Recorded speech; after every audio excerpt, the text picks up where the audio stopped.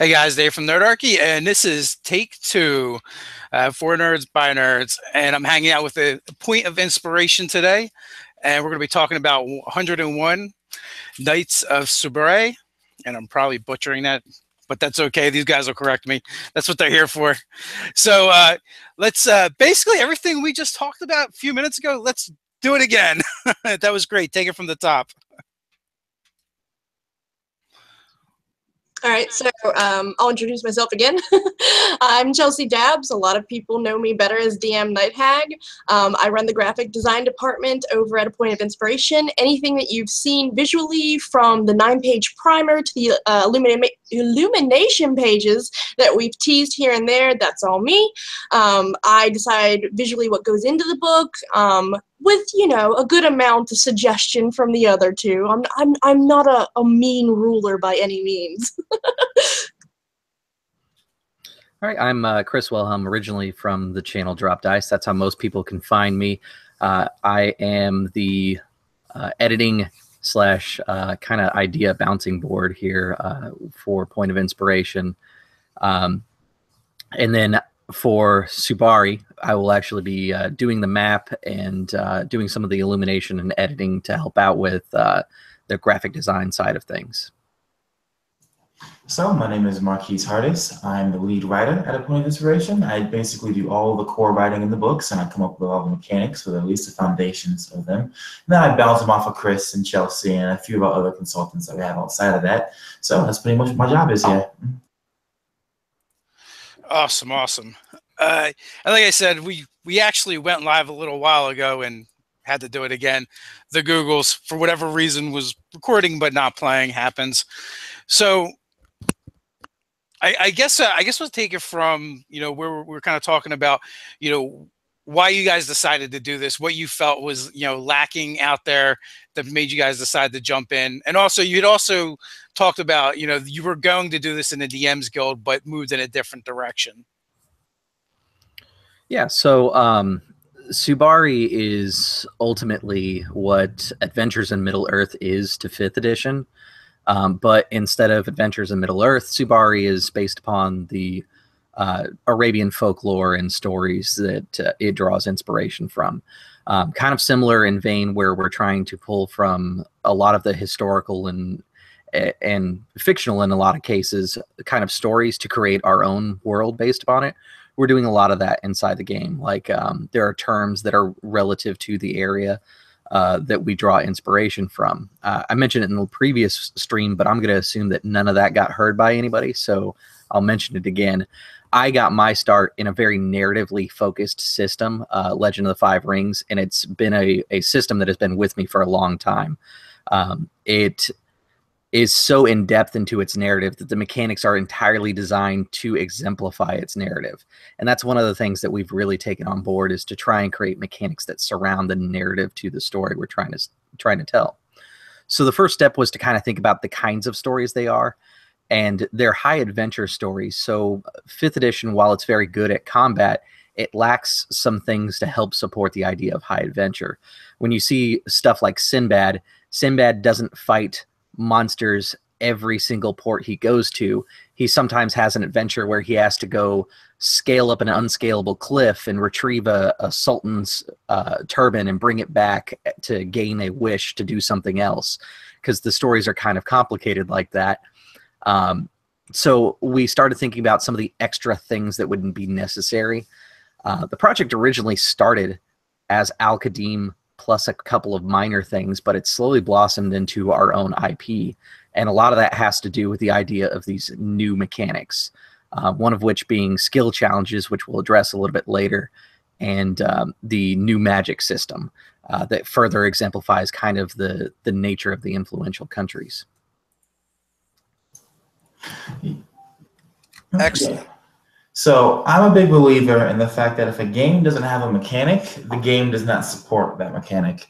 Of course, you can create your own mechanics and you can house full things and make up stuff on the fly, which is totally fine. We completely support that, and we do it ourselves. But if the game doesn't have the mechanic, you have to make it yourself. Well, basically, like I said, the game doesn't support that. So we were working on Subari back when it was originally Alkadim. There are a few things you'll see in 5e that they don't have. Skill challenges like Chris mentioned, verbal duels being another one, so like social combat or social encounters. And as we started making these things and creating these mechanics, at a certain point, it was just no longer base 5e, right? So it could no longer really fit on the DM's Guild regardless, because it would be like putting Adventures of Middle-earth onto the DM's Guild, which is just kind of, it doesn't make any sense because the DM's Guild is for like supplementary adventures and new lore and new monsters. And while we have those things, just the new mechanics that we have for Subari itself really differentiates it from the core game. Yeah, and breaking into like one of those systems is basically the idea that we've thrown the entire existing magic system in 5e out the window and sat down one day and had what was a 5-hour conversation building the bases of new classes and new magic systems that they would use. And that mostly comes from the fact that while 5e is good at doing what it does, we didn't want a world where somebody just threw a fireball at you. It's not that type of world.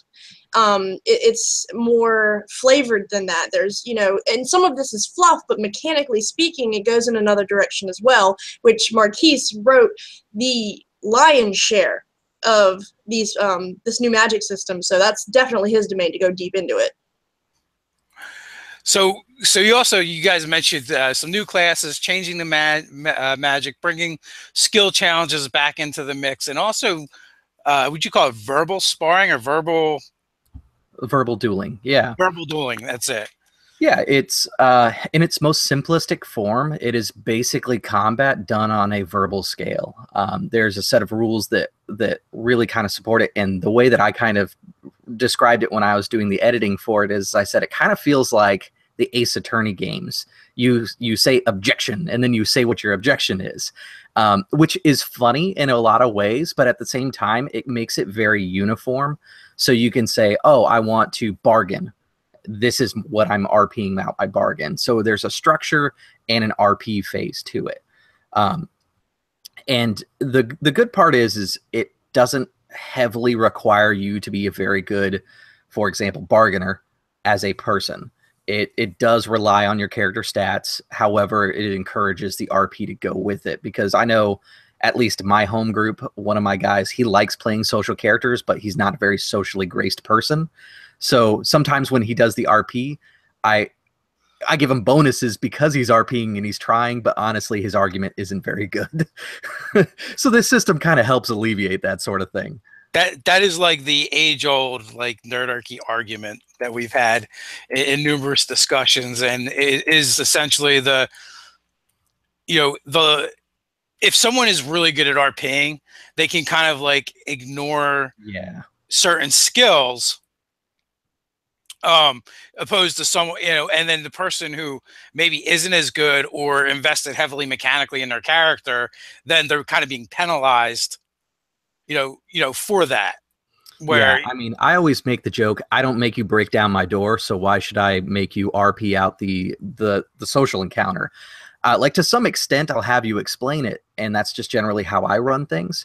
And this mechanic does basically support that. There's a little bit of explaining that goes into it, the RP side, but ultimately, the mechanics will support it. So even if you, as a person, are not necessarily super skilled in having an argument yourself or establishing kind of a factual conversation, the game itself will support that and help you out with that. Yeah, I think we've negotiated to some middle ground in between. That's kind of what we're shooting for with the verbal duels. Marquise, you want to go a little bit more into how the mechanics actually support that? Yeah, so how a verbal duel works is like the biggest difference between it and combat is that you only have two people actually talking to each other. Everyone else is supporting one of the two parties in the verbal duel. So let's say you have a party of 4 people. One person goes to talk to the Sultan in Subari. The other 3 people have a list of actions that they can use on that person's turn to support his argument, to step into the argument, to distract the other person. And basically how it works is you roll initiative like normal between these 2 people. Use charisma instead of dexterity because the most charismatic person will end up talking first. You choose which action you want to use. And what you're trying to do is you're trying to reduce the other person's charisma modifier to 0. So basically once it gets to 0, they've lost the debate or the duel. and they have to concede, and you basically get whatever you wanted from the verbal duel, right? That's kind of like the reward for it. The important thing to mention is that if you have like a charisma modifier underneath 0, so it's like -1 to -5, it's still just basically just considered a 1. And every roll you do is towards the enemy charisma score instead of the AC. So as you make your rolls towards that charisma score and you get their charisma modifier lower and lower, it's basically showing that you're taking control of the conversation, control of the verbal duel, and you're swinging things in your favor.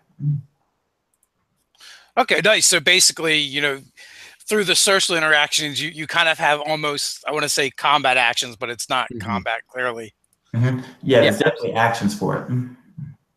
And guys, for you guys following along, the links to their Facebook page and the Drive-Thru RPG link for their free product will be there shortly. As I'm talking with you guys, I'm kind of working on that as well to make sure you guys can check them out and follow their future endeavors.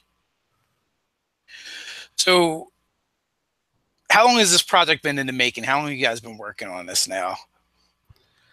I think the official answer would be 6 months, but it's probably been going longer than that. Marquise has had this in his back pocket. He's brought it up for at least the whole time that we've been together as a point of inspiration, saying, hey, I want to do this.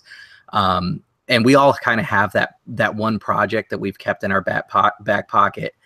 And we're at various stages of it, but Marquise brought a really solid point to us with, hey, here's the foundation. This is what I really want to do. And that's pretty much how we handle any of our projects, is we pitch them to each other. And if it's something that we buy in and we believe in, we go full into it. And that's part of the reason why we focus so much on Subari.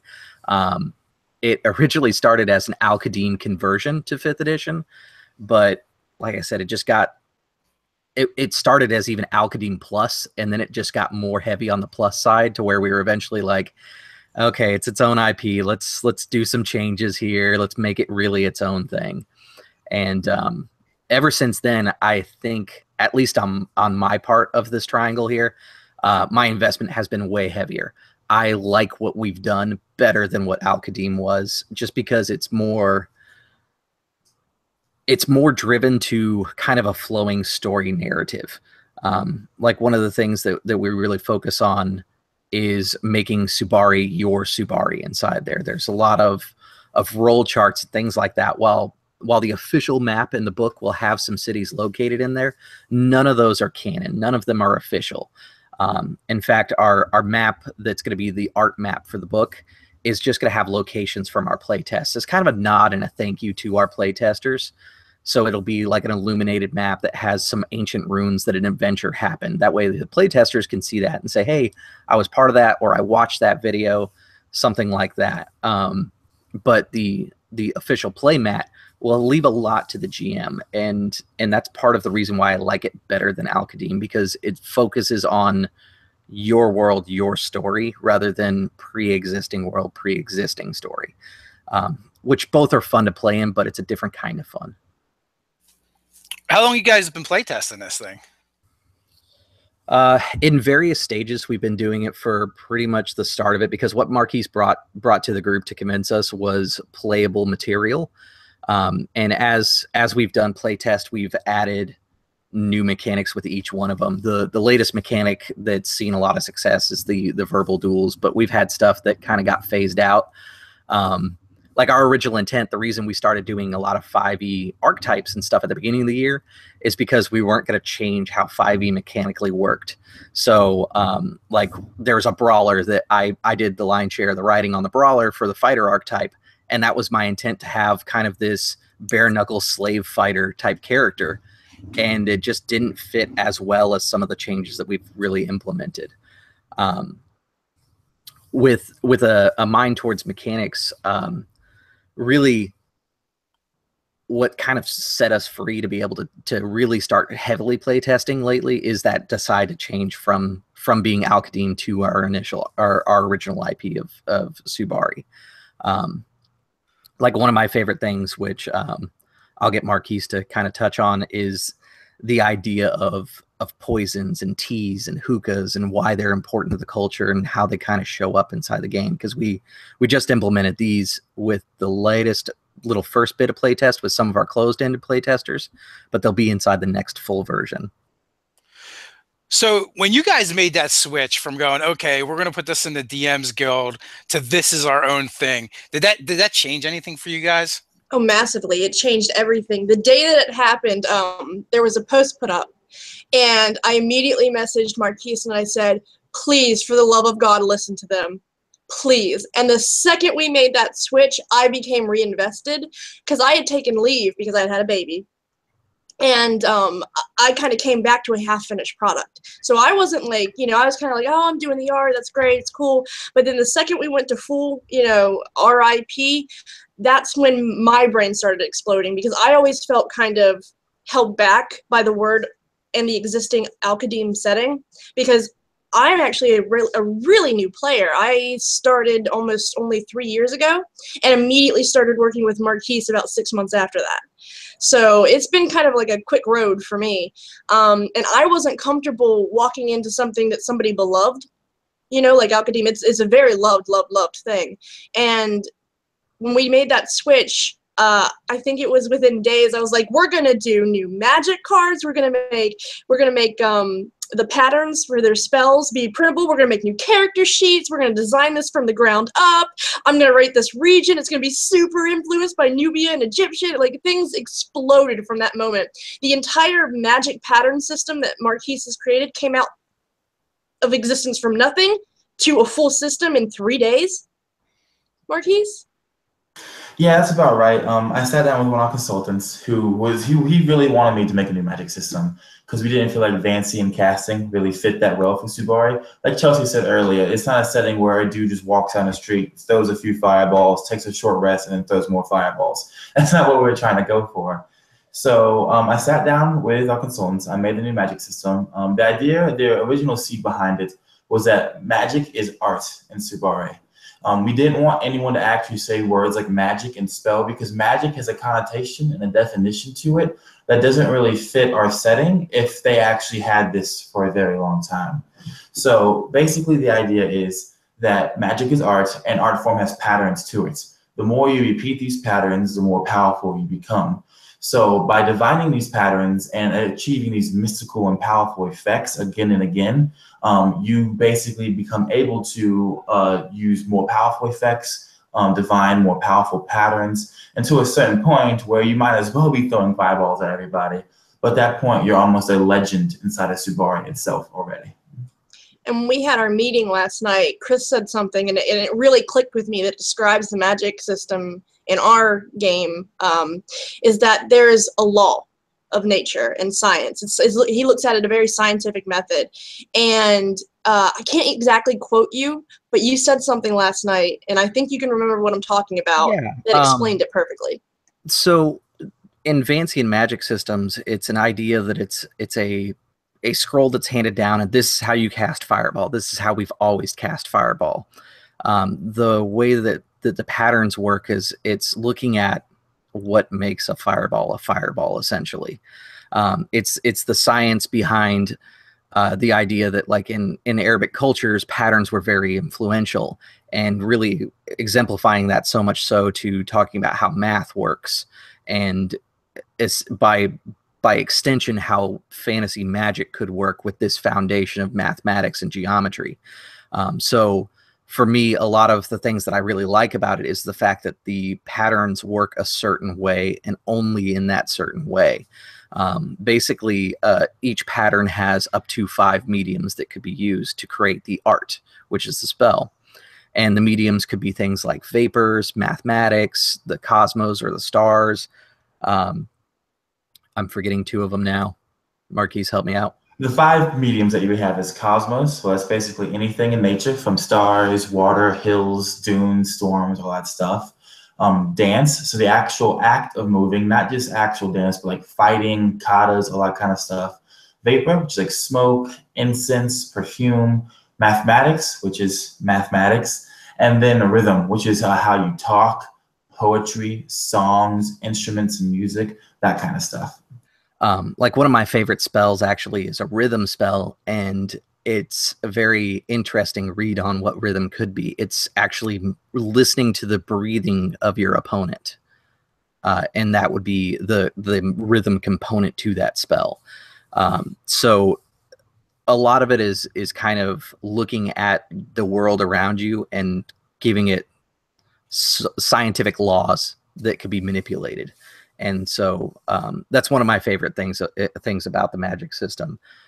When it got presented to me, we sat down and we played with it a little bit. And I know we're saying that you're not going to have somebody who goes down the street throwing a lot of fireballs, but it doesn't mean that you're not powerful. There are powerful spells in there, the ones that do straight damage and things like that. And the casters do have a lot of flexibility. Like, for example, just like in 5th edition where you cast spells, you can take a rest and then get spells back. We have a mechanic like that as well. So you can go out and you can adventure, and you're not going to worry about having some of the 3rd edition, 2nd edition problems of, yeah, I cast 3 spells, I'm done for the day. The short work day. I'm going to get to you, JMR. Thank you very much. So of the 4, or of the 5, the one that kind of strikes me as being a little odd, what's up with the Vapor? You guys all like to smoke up a lot or something? No.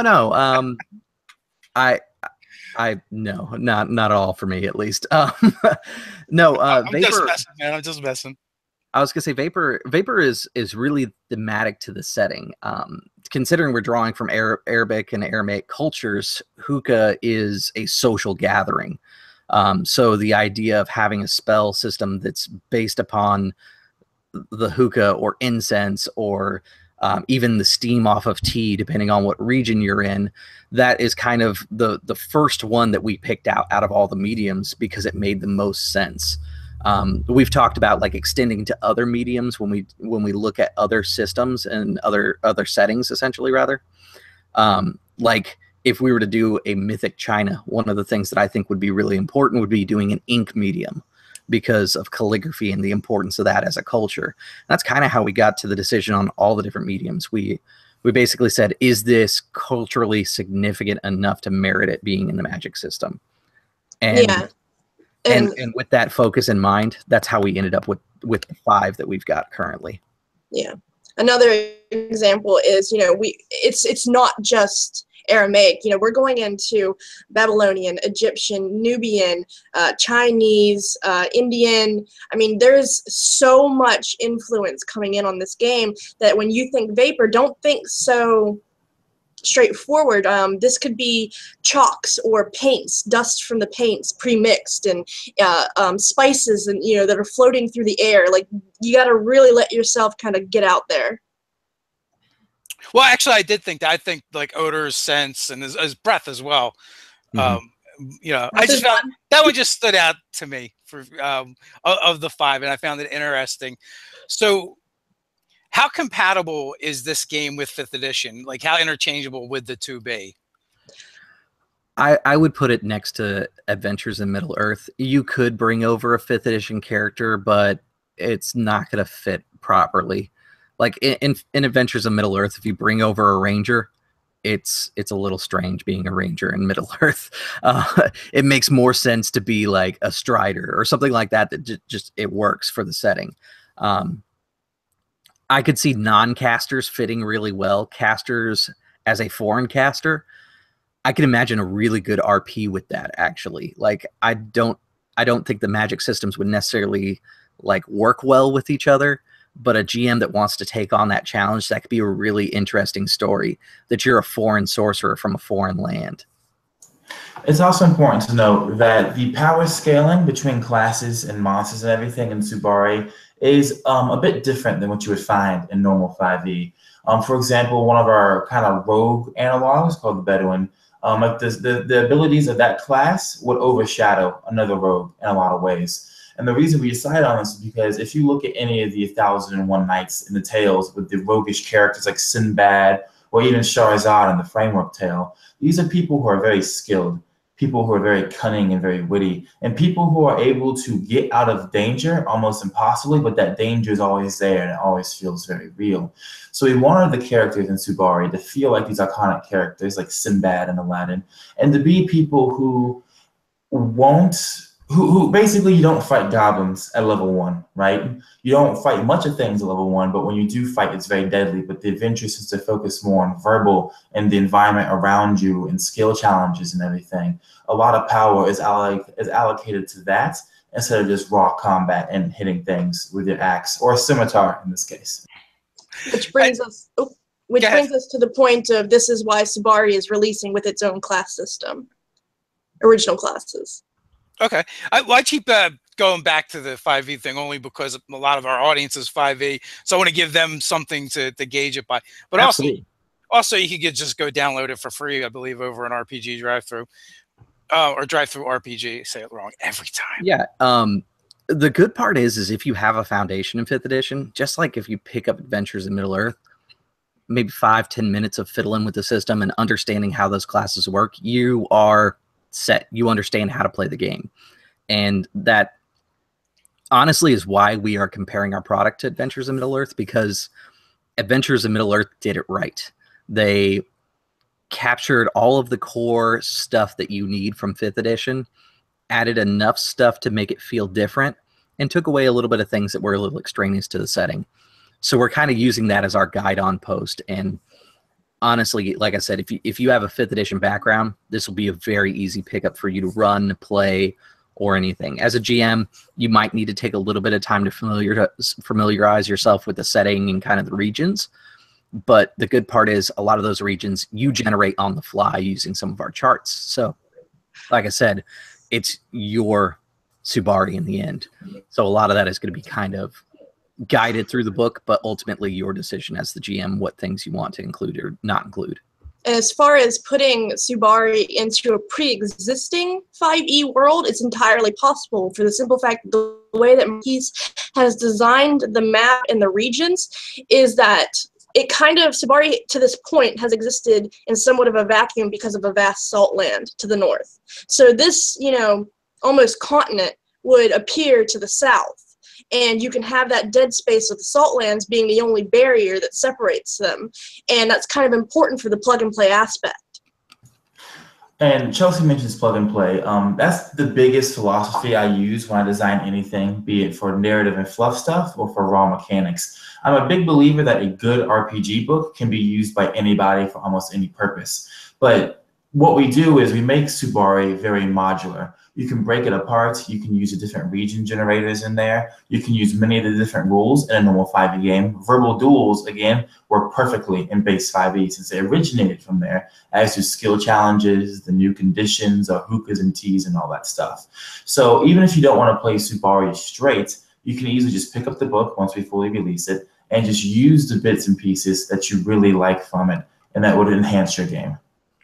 Yeah, and expanding on what Marquise is saying, kind of getting into a little bit more depth, is this book is filled with so many tables your head is going to explode at first.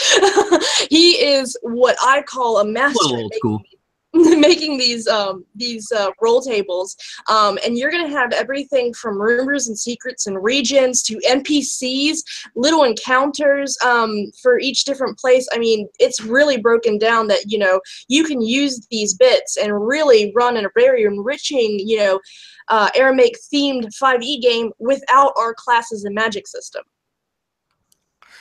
It's the 80s all over again. That's what I'm feeling a little bit. It's a little old school. Yeah, nice. It harkens back to, I always say in the 80s, like, I think they judged how good their RPG game was based on how many charts and tables they could put into it. Well, I think he definitely has taken inspiration from that. Yeah, I was going to say my idea on that, because I played during that period. I was very young in my career, but like, the cool thing that a lot of people don't get, and they get intimidated when they pick up like AD&D and they look at all those charts and stuff, is not all those charts are necessary. You don't really need all of them. And that's the part where some people sometimes get a little lost looking at older like 80s products, is they see all the charts and they want to use all of the charts all of the time. And that's something that we try to guide out inside before we even get to the charts is, hey, these are all the charts that are available to you. Use them sparingly, focus more on your narrative, but these are here to support your storytelling. Which sometimes the 80s books were not like that. They were like chapter 2 charts, and it was like 60 pages of charts. Yeah, ours are definitely much more broken down by regions and, types of encounters and NPCs. And, each one is kind of segmented where they're supposed to be thematically and in reference to the other material. And there's plenty of fluff inside there to kind of support them to give you an idea of what you're working with. Very cool. I'm going to start the roll call, people. So just if you want to call out where you're from, we'll keep talking, and I'll jump down to the roll call momentarily. JMR had asked a question, not specifically about what we're talking about, but I want to answer it real quick. He says, we inspired him to DM. Awesome. That's kind of why we do this. And what advice do you have for a new DM? I know we've got some better DMs in here, so I'll throw it to you guys. Actually, that's perfect, because right now, my back pocket project has been Knights of the Lamb, which is 110% focused for new players and new DMs. It is, I don't want to say this in an offensive term, but it's very hand-holdy. It has little notes from us to suggest how to run this scene. It has, again, tables, but it also has pre-laid out adventures for you to run, either as one-shots or as a mini-campaign.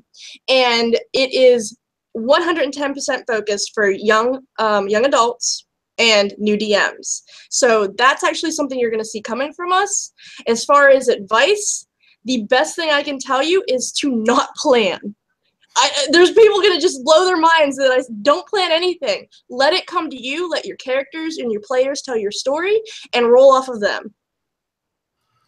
Yeah, my advice would be kind of similar. The first thing that I do is I sit down with each of my players for a campaign, and I say, hey, what do you want to play? And I am there during the character creation process as much as possible. My normal group, we play via Google, and they live in Massachusetts, New Hampshire, and I live in Texas. So there's a huge geographic distance between us. But what I do is I set up Facebook chats, and I say, hey, you said you were going to play an alchemist since we're playing Subari. What kind of alchemist do you want to be? Give me a little bit of your background. And essentially, I will write the first adventure has nothing to do with any of them in most cases. And it's just to get them introduced to mechanics, especially if it's a new system. But then at the end, I'll throw in something like the alchemist is looking for his missing sister. At the end, after they fight the Bishop, which is kind of like a water dragon thing, they find his sister's bracelet, or at least a bead that is broken off of the bracelet. Something to kind of key into that character.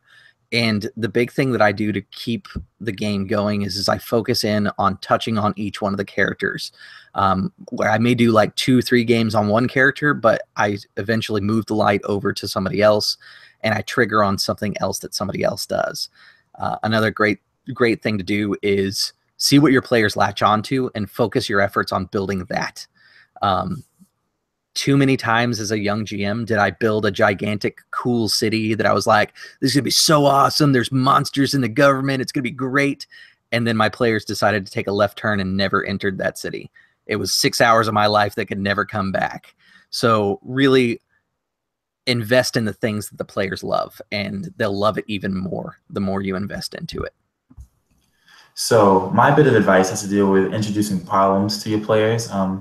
When you introduce a problem, never introduce a solution, and a lot of the time don't even have a solution to it. I made this mistake a lot of time when I was first starting out GMing. One time Chelsea was in a game, and she was in a city game, and her and another player blew up half the city and never got out of the alleyway. So the entire plot I had for that was gone, and it was useless, as Chris said, to do all that prep.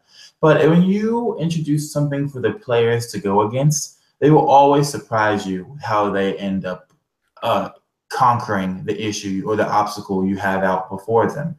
And so a lot of the time, while you can have hints and clues and everything for things that would make their life easier, the players generally don't care if it makes their life easier. They just want to do what they want to do and see if it works or not. So if you're playing like a Subari game and you have an assassin and the harem for the sultan and everything, Don't go around putting all these clues like leading to the identity and how to stop this assassin's master plan.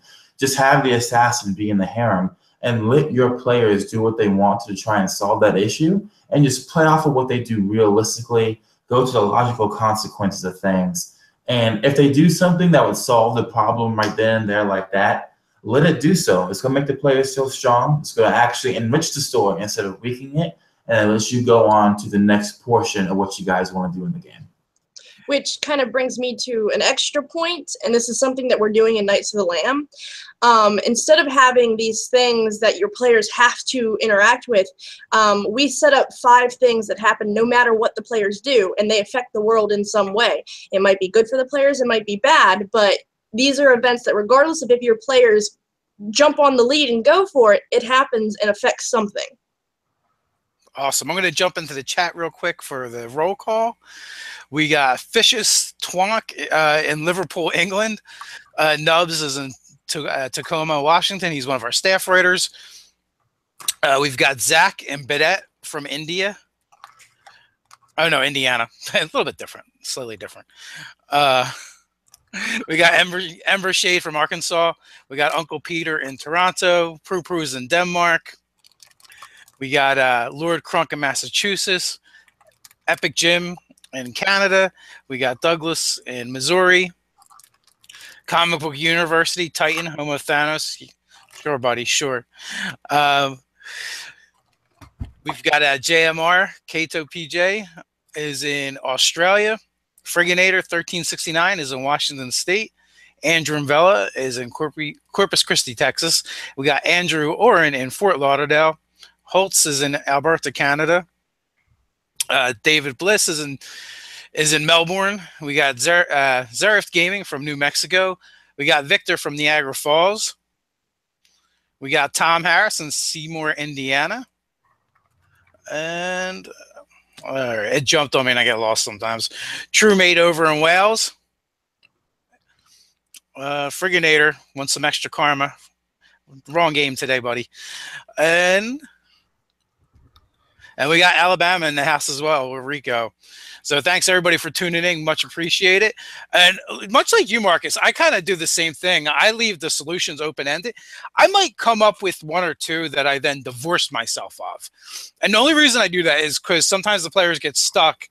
And this way I just have an idea of some guidance. But for the most part, you know, I let them put it out there. And even like with your assassin and the harem, like I feel most of the time it's way better to let them provide the solutions and the clues. Yeah. You know, I think the #1 tool you can develop as a GM is really just, you know, listen. A lot of times when my players are talking, as long as they're in game, I will just let them talk.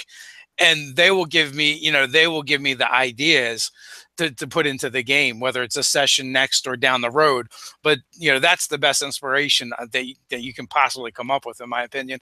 And the other thing for a new GM, just get in there and do it, get your hands dirty. You know, it's just like anything. Yeah. The more you do it, the better you get at it. One thing that I would suggest, if you're feeling nervous as a new GM, think of something silly. Silly games are always entertaining for everyone. Usually when there's a holiday, I do ridiculous holiday adventures. I did Oath of the Frozen King by Absolute Tabletop when it was playtesting for Easter, and my players got to throw fireballs at hordes of children while fighting a zombie Easter bunny that was being resurrected. Stuff like that, even if you don't necessarily GM 100%, your players are going to enjoy it because it's silly and fun. So I would definitely recommend your first couple of adventures, just go crazy with it, ham it up a little bit, and you'll find that you get past that nervousness real fast when you do that. And hopefully too, if you're GMing for the first time, you're playing with your friends. So like, you know, if you're friends, it should be, you know, it should be easier or harder depending on what kind of friends you have, as the case may be. So you got this project out. Do you have anything else in the pipeline?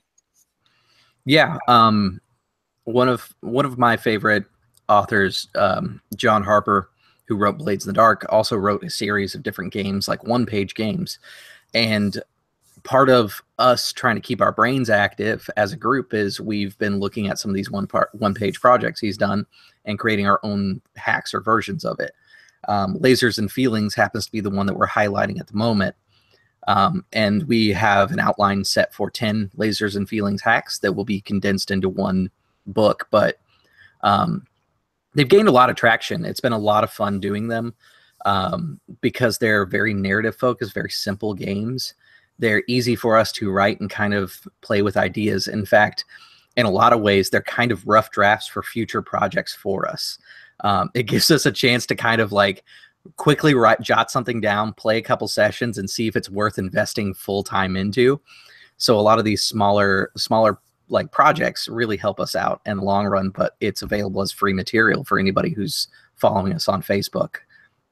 It also lets us do some of the more, like Chris was mentioning earlier, the fun and silly games. Those who are a little bit older will probably know of the movie Bedknobs and Broomsticks. And that is one of our upcoming themed laser and feelings hacks coming. And just, you know, your apprentice witches and wizards who are fighting the Nazi menace. As far as future projects, we've talked about Lady Blackbird, which is another John Harper product, and Blades in the Dark.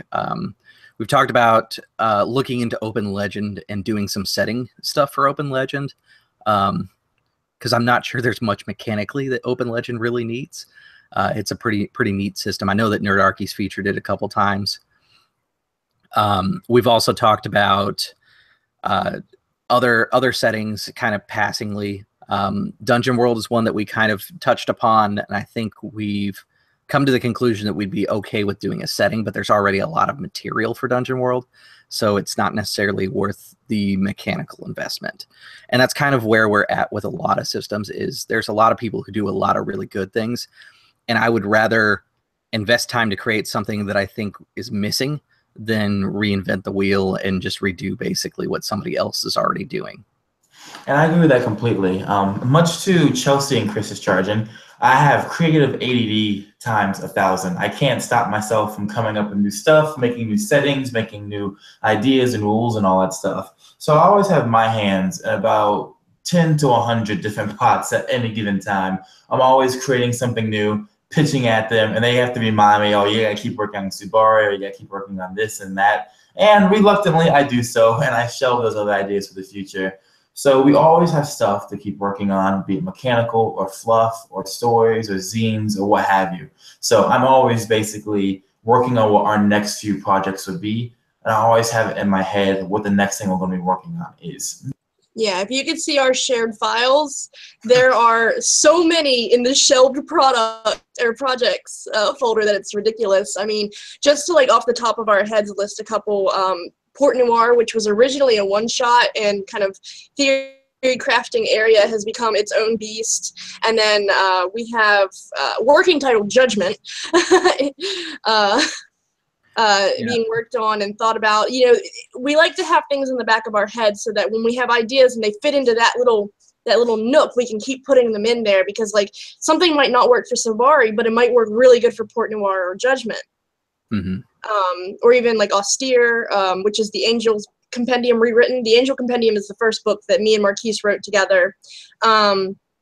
We've since taken it down because we want to rework on it and, you know, bring it into its own light and do it kind of justice. But there's always something else in the background going on. Yeah, and I mentioned earlier that we all have kind of our personal pet projects. Mine happens to be one called Xiao Yun, which is kind of a mythic China feel to it. I've probably been working on that for about 3 years, and that's before even I started writing with a point of inspiration. And every so often, there's the conversation of, hey, I think this would work really well for Xiao Yun, and I scribble it down, and I put it to the side, and I hide it for that day that I can present a almost half-done project to be like, all right, it's time to do Xiao Yun. And that's pretty much how we present a lot of our projects to each other.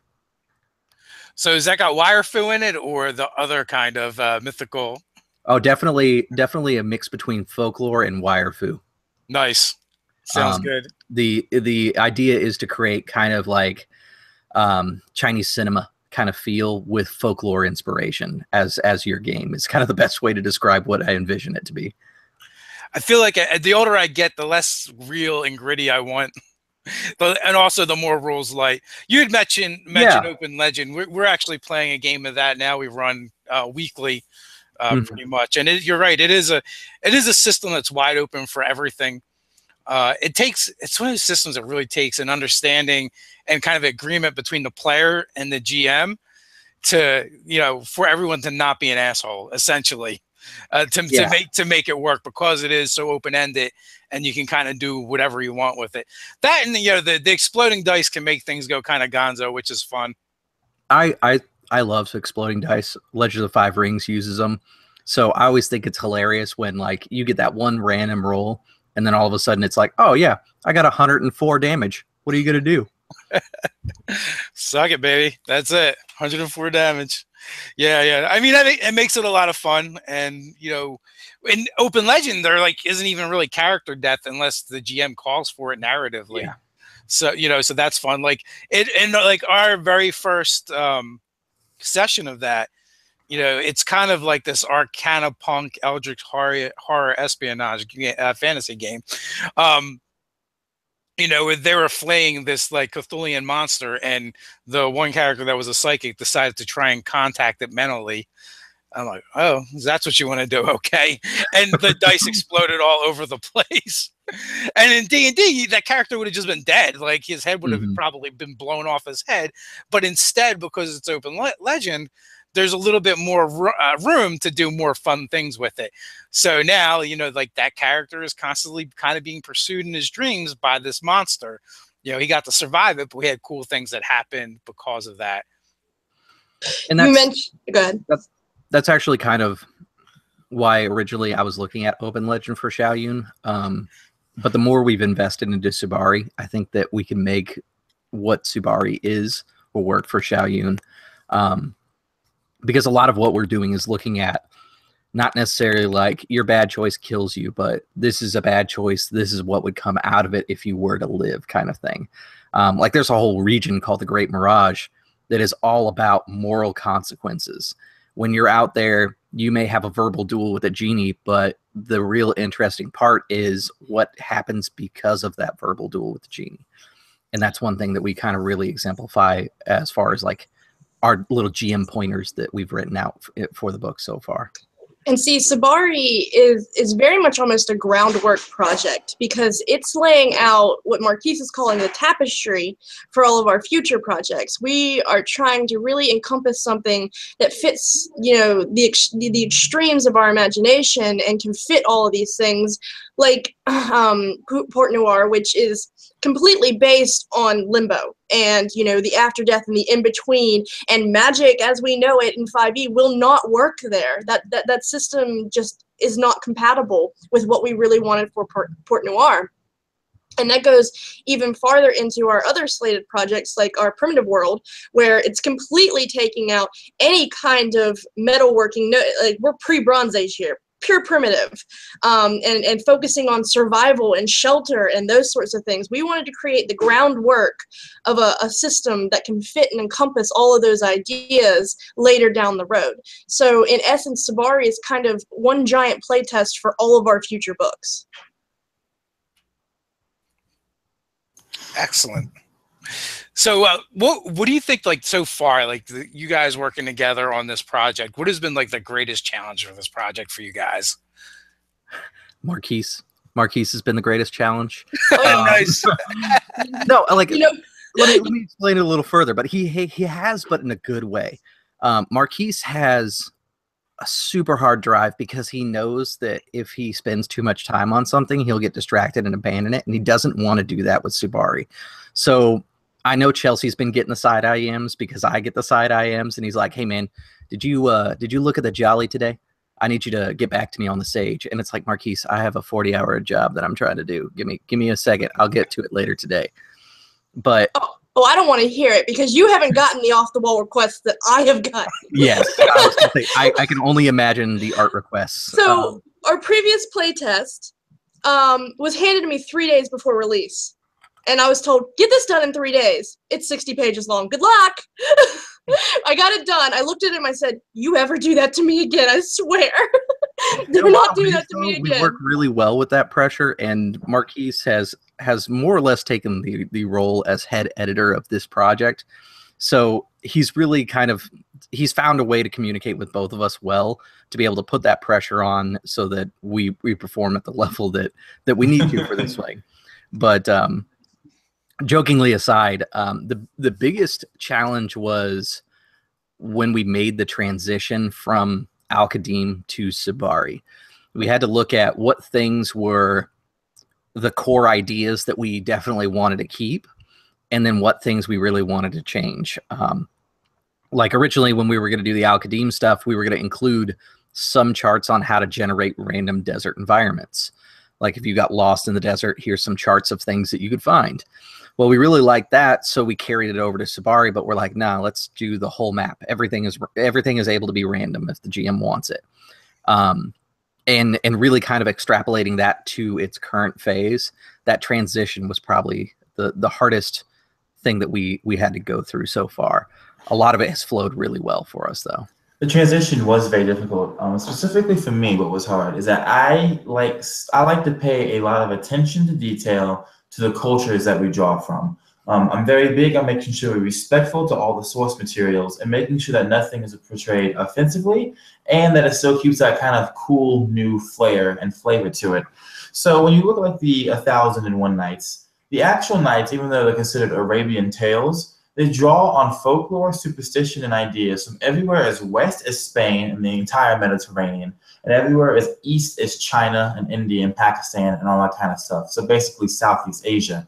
So drawing from all these different areas, turning them into game mechanics, into fluff, into roll tables, into regions and races and all that stuff, it was a real challenge orchestrating things to make sure they still feel authentic, fresh, new, magical, and all those other really cool things. But as Chris said, once you get over that hurdle, it's really smooth going. And it's been really rewarding to be able to marry the mechanics and the ideas of Subari with the actual source materials that we're drawing from. For me, it was definitely when, the way it happened was, of course, Marquise got into my instant message box, and he goes, "How do you feel about illuminations?" And I was like, okay, you're going to have to expand on that because my idea of illuminations is very Euro-based. And so he starts showing me these different pages. And I started to get really inspired by these old texts. And I wanted to be extremely historically accurate to the colors, the themes, and the type of imagery that was portrayed. So I did a lot of research into the color matching, historical color matching. I was making sure that for example, a kimono in Japanese cultures, the way you wear it, the color, the pattern, all has a meaning. So I did a lot of research in making sure that we were very respectful to all of those things within the cultures that we were taking influence from. And I really wanted to have what I call hidden imagery inside of our illumination pages. Just, kind of showcasing and showlighting different inspirations from all the different cultures. And overall, that one page that has been shown so far took me 17 hours. So real quick, for some of us that aren't entirely sure what illuminations are, what's an illumination? Okay, so in Euro books, an illumination would be that big fancy page that has like the once upon a time giant letter, and then around it has all like the little, pictures and decorations and patterns all around it. So for us, the illumination page is something like you would see out of the Quran almost, or different ancient texts from that area. And it's patterns and, symbols and a lot of those things, and it's basically this giant visual pow in your face for the beginning of each chapter. Okay. So any one of you can give me this before we wrap up and leave. 5-minute elevator pitch. Marquise, this one's yours. Go for it. 5-minute elevator pitch. All right, I got you. So take Lord of the Rings, take the Forgotten Realms, take Dragon Grin, take Dark Sun, take all that stuff and throw it out. Throw all the cultural trappings away, throw all of the aesthetics away, throw all that away and draw from something new. Travel across the deserts, meet sultans and belly dancers and genies, smoke mystical hookahs and drink the teas, wear the perfumes, look for new and wondrous things, amazing things that you've never seen anywhere else. Duel with people in the bazaars over the prices of flying carpets. Duel with people with scimitars underneath moonlight to get the attention of courtesan queens. Do all these things with a new aesthetic and a new style to them. You have new classes, you have new races that play completely different than the ones in 5e right now, but still keep that same 5th edition feel to it. Create your own regions so that way no two Subaris are the same. Go to Paristan Reef with Fairy Tale Like Wonder. Go to the Great Mirage, where you can have these moral consequences and almost horror-like things. Go to the Basin of Yum to see intrigue, or the islands of Rawa Avis for daring adventures, and to discover these new cultures all along the way. Create your own map and experience high adventure with mechanics behind it that have never really been used before in another tabletop role-playing game, and that would be my pitch for Subari. Freaking awesome. Guys, go download it for free. It's on Drive-Thru RPG. There is a link in the description. Follow these guys over on Facebook so you can stay in touch with them, with what they're doing. And with that, I just want to thank you guys for coming out. Thank everybody for hanging out with us. Not a bad turnout considering we had a little bit of flubbage in the beginning and it's the 4th of July. So with that, everyone enjoy your 4th of July. Go get some hot dogs and hamburgers and watch some fireworks. So until next time, stay nerdy.